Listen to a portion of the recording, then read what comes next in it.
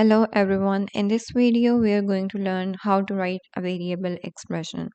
We'll start by taking the example of this piggy bank P. Imagine you have a piggy bank for your savings.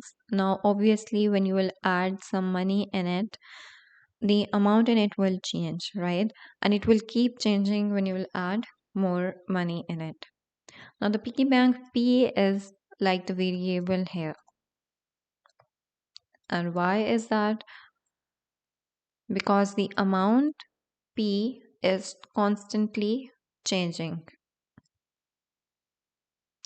whenever we are adding more money in it.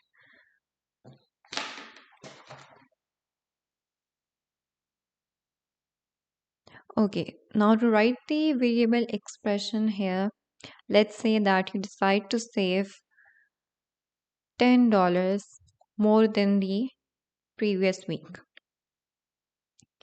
So P is the amount of money that we already have saved in the piggy bank, and plus 10 is the money we are going to add every week inside.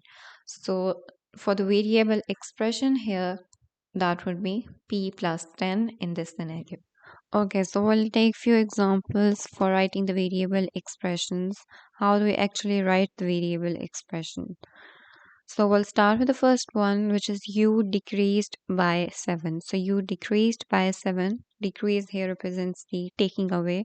So we'll write it as u decreased, which means subtraction, and by 17. So we'll write it as u minus 17, which is our variable expression. We'll look the second one, which is x increased by 6.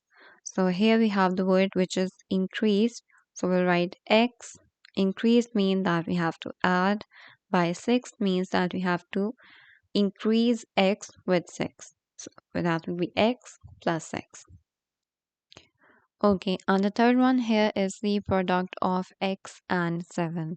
The product of the x, which is variable, and 7, which is a number. So to write product of variable with the number, we don't use the multiplication sign like this. We can just write it as 7x. A number with the variable represents the multiplication. So we write the product of 7 and x as 7x. Next, we have the quotient of 18 and n.